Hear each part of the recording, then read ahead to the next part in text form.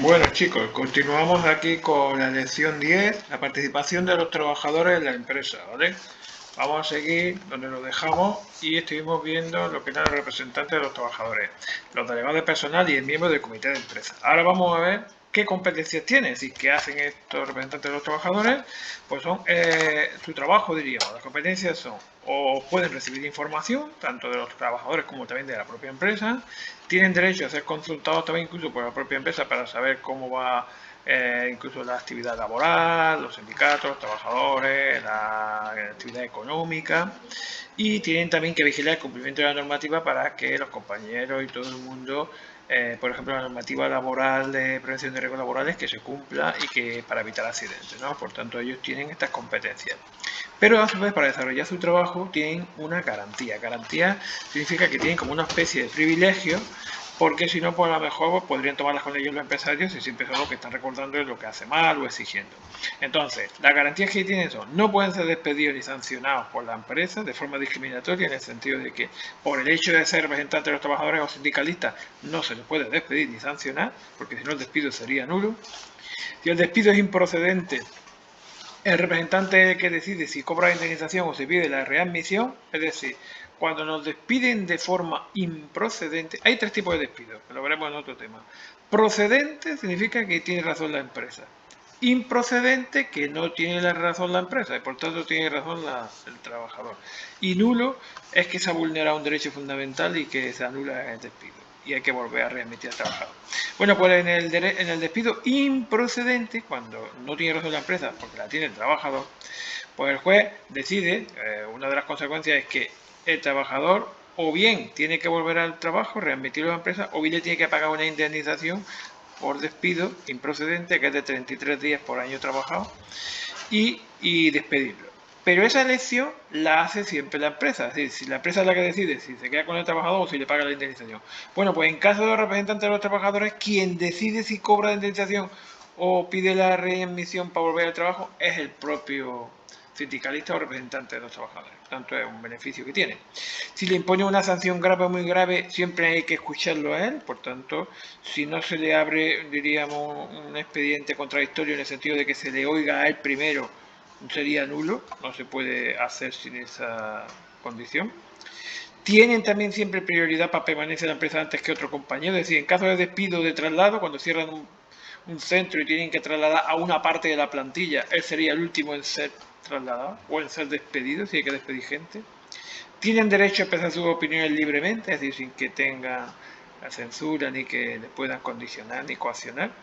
Y tienen derecho a un crédito horario, es decir, a una hora a la semana, que hay una tabla, que vienen a ser aproximadamente un 15% del horario laboral, unas cuantas horas, dependiendo de cada trabajo. Pues habría que hacer los cálculos, pero que sepáis que tienen como una hora que se pueden dedicar al sindicato y están pagas. Por tanto, eso es lo que se llama hora crédito horario, y que por convenio, como pone aquí, se pueden juntar esa hora y juntar y hacer digamos, una jornada entera y liberar a un compañero del sindicato. Esos son lo que se llaman los liberados sindicales, que es que han acumulado todas las horas de todos los compañeros del sindicato que tienen derecho, esos compañeros del comité de empresa o de delegados de personal, y han sacado uno. Entonces el liberado sindical es uno que no trabaja en la empresa directamente porque se dedica solamente a funciones sindicales, pero sigue siendo trabajador de la empresa, ¿vale? Aunque no va ni a trabajar. Bueno, vamos a seguir ahora con lo que son los sindicatos propiamente dicho, como organizaciones. Mira, los sindicatos son una organización, normalmente se llaman asociaciones de trabajadores, porque lo que intentan es defender los derechos y los intereses de los trabajadores para mejorar las condiciones en las que trabajan. Por tanto, no os confundáis. Sindicatos no hay de empresarios, ¿eh? La palabra sindicato siempre está relacionada con trabajadores. Los empresarios tienen asociaciones o corporaciones de empresarios.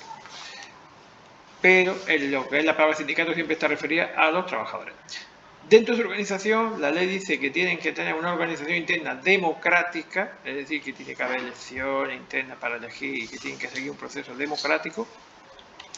Y tienen que tener libertad para elaborar sus propios estatutos y sus órganos de gobierno, en el sentido de que cada sindicato puede tener un régimen distinto y aprobarle los estatutos, que son las reglas que se fijan entre ellos para funcionar, siempre de forma democrática. Y la financiación, que es el dinero, de donde saca el dinero, la suelen sacar de dos vías. Una de las cuotas de los afiliados y otra de la ayuda y subsidios públicas. Las cuotas de los afiliados cada vez son menos, porque con esto hay mucha gente que no está afiliada y incluso algunos no pagan muy poco. Donde más dinero reciben es de aquí, de las subvenciones públicas. Pero esto es un peligro porque si los políticos le ayudan a los sindicatos, ¿sabéis lo que pasa? Que al final no pelean tanto como si no tuvieran esa ayuda, porque entonces están como comprados por las subvenciones. Entonces, habría que distinguir entre, diríamos, quién puede pertenecer a un sindicato y no puede pertenecer a un sindicato. En principio, a un sindicato pueden pertenecer todos los trabajadores por cuenta ajena, ¿recordaron? Los parados también, por supuesto, los parados son personal activo que está buscando empleo, por lo tanto pueden estar hoy parados pero mañana trabajando.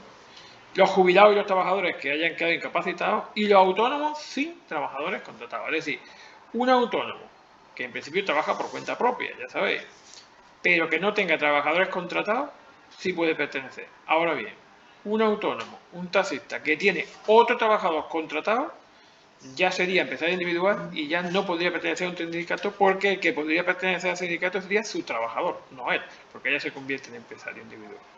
¿Entendéis? ¿No? Por tanto, solamente los autónomos sin trabajadores contratados, los que trabajan ellos solos su propio negocio. Y categóricamente o radicalmente no pueden pertenecer a un sindicato, pues los jueces, los magistrados, los fiscales, las Fuerzas Armadas, el Ejército y la Guardia Civil. La Guardia Civil tiene carácter militar, no sé si lo sabéis, esas son las contradicciones de aquí del Reino de Españistán. Se llama civil, pero luego es un cuerpo militar. Por tanto, eso no extrañe que aquí los perros sean gatos y los búhos armillas o armadillos. Las fuerzas y cuerpos de seguridad de la policía sí que pueden tener sindicatos, cuidado con esto porque existen sindicatos de policía nacional, de policía local, ya sabéis que los sindicatos, la policía puede haber nacional, autonómica o local, es decir, la nacional es la que está para todo el Estado español, la autonómica de la Junta de Andalucía y hay una policía local que es la que depende de los ayuntamientos, lo que se llaman los policías locales. Estos cuerpos de seguridad del Estado sí que pueden tener sindicatos, pero ojo, la Guardia Civil no, acordaros, ¿vale? Bueno, y vamos a ver qué tipo de sindicatos hay. Pues mira, sindicatos hay de varios tipos. Uno de los que se llama más representativo a nivel estatal, porque están en todos los ámbitos del Estado, y tienen que tener, para tener esa condición, un mínimo del 10% de delegados en las elecciones sindicales. Por tanto, aquí mayoritariamente los que cumplen estas condiciones son los famosos UGT, que sabéis que significa Unión General de Trabajadores, y Comisiones Obreras, que es CCO. Esos son los dos sindicatos mayoritarios que están implantados en todo el ámbito a nivel estatal, en todas las secciones o en todas las actividades, es decir, están en sanidad, en transporte, en educación. Eso en general sacan un mínimo del 10% en todas las elecciones y por tanto se les considera sindicatos más representativos a nivel estatal. Luego hay sindicatos más representativos a nivel autonómico, que es a nivel de comunidad autónoma, y aquí la condición que tienen que tener para salir elegidos es que tengan un mínimo del 15% de delegados en una comunidad autónoma y que cuenten con más de 1.500 delegados. Aquí ahora mismo el único sindicato que cumple con esta condición es un sindicato vasco que se llama ELA, ¿vale? Que es un sindicato del País Vasco que engloba allí a trabajadores vascos y que cumple con esta condición. Tiene más del 15% de delegados de toda la comunidad y tiene más de 1.500 delegados. Y luego hay sindicatos más representativos en un sector que se llama, que es un ámbito funcional, que tienen que tener un mínimo del 10%. Por ejemplo, CESIF, que es un sindicato, Confederación Sindical Independiente de Funcionarios. Este es un sindicato de funcionarios. Este sindicato no está, evidentemente, por ejemplo, en otro ámbito, a lo mejor en la sanidad, en otro. Está con los funcionarios, pero diríamos que tiene solamente, mayoritariamente, un 10% en el ámbito de los funcionarios. Pero puede haber sindicatos, imaginaros, que tengan más del 10%, que os digo yo, en sanidad, por ejemplo, el SATSE de enfermería, es un sindicato que sería representativo en la sanidad, en el ámbito funcional de la sanidad, pero no en el ámbito de los transportes o de la hostelería, porque no tiene nada que ver, ¿entendéis? Por tanto, solamente el que tenga un mínimo del 10% en el sector donde esté presente en las elecciones sería un sindicato más representativo en el ámbito funcional de ese sector donde trabaja o donde está implantado ese sindicato. Vamos a pasar ahora a ver cómo participan los sindicatos en las empresas. Bueno, primero hemos dicho que hay unas secciones sindicales, os acordáis al principio que dijimos que las secciones sindicales eran todos los afiliados a un mismo sindicato de la empresa. Entonces, los que están afiliados a un sindicato, pertenecen a la asociación sindical de ese sindicato, tienen unos derechos, los trabajadores afiliados, que son pues distribuir información, recibir información, derecho a hacer reuniones, que incluso la empresa tiene derecho, tiene obligación de facilitarles un local para reunirse, esto lo explicaremos después, pero siempre fuera del horario laboral, no se pueden reunir evidentemente en horas de trabajo. Incluso pueden recaudar cuotas, bueno, esto ya no se hace normalmente porque hoy ya está todo domiciliado y se pasa por el banco, pero antes había que iban recaudando cuotas con recibos, dando como que había pagado y todo eso. Bueno, luego tienen otros derechos las asociaciones sindicales, como son evidentemente presentarse a las elecciones, incluso convocar huelga y plantear un convenio colectivo, que lo veremos después. En cuanto a los delegados sindicales, los delegados sindicales dijimos que eran los que el sindicato nombraba como delegado en esa empresa. Por tanto, son representantes de un sindicato que están dentro de una empresa. Estos delegados sindicales no existen mucho, porque una de las condiciones es que para que existan delegados sindicales, el centro tiene que tener como mínimo 250 trabajadores. Por tanto, todos los centros de trabajo o empresas que tengan menos de 250 trabajadores no tienen delegados sindicales. No confundáis esto con lo que vimos al principio de los delegados de personal y el comité de empresa. Acordaros y repasamos que el delegado de personal son los representantes de los trabajadores en empresas que tienen menos de 50 trabajadores y el comité de empresa son representantes de los trabajadores que tienen representación en empresas con más de 50 trabajadores. Pero eso es diferente. Aquí estamos hablando de delegados sindicales, que son los que cada sindicato pone en un centro de trabajo que tenga más de 250 trabajadores. Luego, si un centro o una empresa no tiene 250, no puede haber delegado sindical. Por lo tanto, esto es para empresas grandes, ¿vale?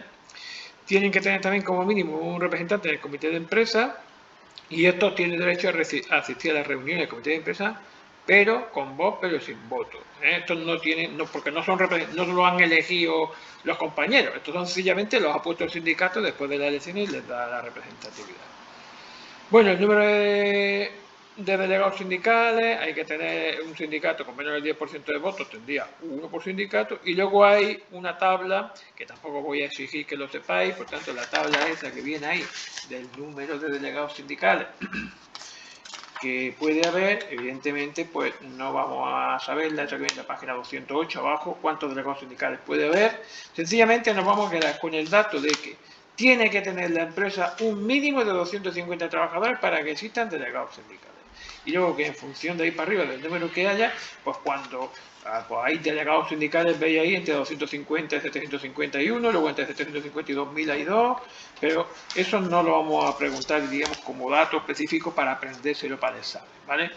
El de los 250 sí, porque es el mínimo que tiene que haber para que haya delegados sindicales. Y ahora pasamos a lo que es el convenio colectivo. Acordaros que esto lo hablamos también. Bueno, lo voy a parar aquí y ahora lo explico en otro vídeo, ¿vale? Para no hacerlo muy pesado. Venga, un saludo, hasta ahora.